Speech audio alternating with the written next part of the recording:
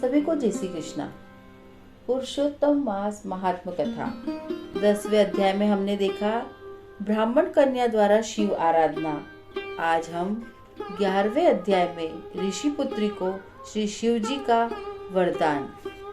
नारद जी बोले, हे महामुनि, यह कन्या ने गर्मी में प्रचंड धूप में अग्नि के बीच में बैठकर और हेमंत तथा शीत ऋतु में ठंडे जल में बैठकर तपस्या करी।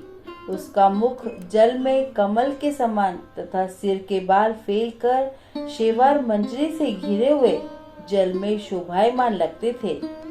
वह बाला वर्षा ऋतु में खुले मैदान में वर्षा के जल को अपने शरीर पर लेती थी। भोजन के स्थान पर दोनों समय वह कोमलांगी केवल धुआं पीकर रह जाती थी। देवता इसे कठिन समझते एवं ऋषिगण जिसकी प्रशंसा करते थे। ऐसे तप क्रम में उसे 9000 वर्ष बीत गए। तब पार्वती पति भगवान शिव उसकी तपस्या से प्रसन्न हुए और उसे वहां आकर दर्शन दिए। शिव जी के दर्शन कर वह बाला शीघ्र ही खड़ी हो गई। तपस्या तथा प्रसन्नता के कारण कृश देह भी हष्ट पुष्ट दिखने लगी।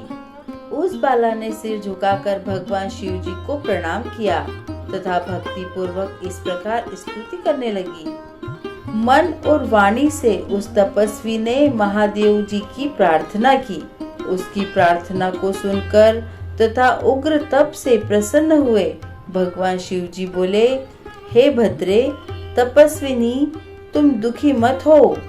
जो भी तुम्हारी मनोकामना हो वह हमसे मांग लो, मैं तुम में प्रसन्न हूँ।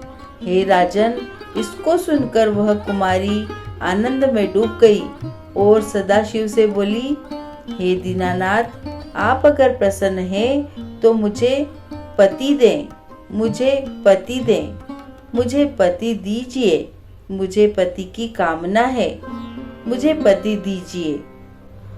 तब इस बालिका से शिव जी बोले, हे मुने, तुमने मेरे सामने अपने मुख से 5 बार पति शब्द कहा है, इसलिए तेरे 5 पति होंगे और वे शूरवीर, धर्मों के ज्ञाता, साधु एवं सन्यासों के समान रहने वाले, सत्यवादी, पराक्रमी, यज्ञकर्ता, गुणों के कारण प्रसिद्ध, इंद्रियां को वश में रखने वाले राजा होंगे। श्री कृष्ण बोले, श्री शिव जी का यह अप्रिय वचन सुनकर वह बाला झुककर कातर स्वर में बोली, हे सदाशिव, प्रत्येक स्त्री का एक ही पति होता है। 5 पतियों वाली एक स्त्री कहीं नहीं देखी और न ही सुनी है। हे कृपा निधान, हे प्रभु, मैं आपकी शरण में हूँ। यह सुनकर भगवान शंकर कहने लगे, हे भीरू, तुम डरो नहीं। आगे के जन्म में तपस्या के बल से तू माँ के गर्भ द्वारा उत्पन्न नहीं होगी। उसी जन्म में तुझे 5 पति प्राप्त होंगे। उन पतियों के साथ अनेक सुख भोग कर तू परम पद को प्राप्त होगी। शिव जी ने आगे कहा, हे पुत्री, पुरुषोत्तम मास तो भगवान का प्यारा महीना है। तूने पुरुषोत्तम मास की निंदा की, अनादर किया, अपमान किया। तूने संसार पूज्य इस मास का व्रत पालन विधि विधान से नहीं किया, इसी से दुख पाती हो।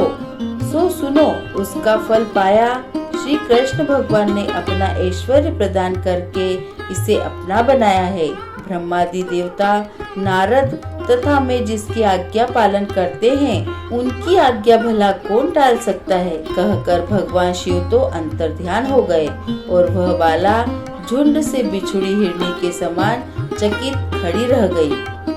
बोली विष्णु भगवान की जय।